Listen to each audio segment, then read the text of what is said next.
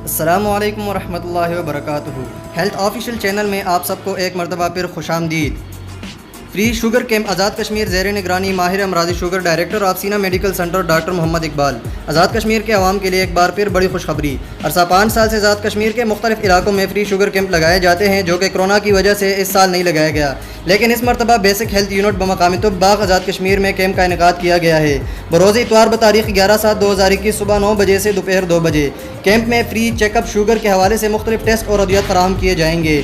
माहिर अमराज़ी sugar doctor Iqbal का कहना है कि कैंप लगाने का मकसद शुगर के हवाले से आगाही फराहम करना है और इनसे होने वाली पेचीदगियों के इल्म का होना बहुत ज़रूरी है। कैंप ऑर्गेनाइज़र इरफान जन्नत का कहना है कि फ्री शुगर कैंप में SOPs पर मुकम्मल अमल दरामद किया जाएगा।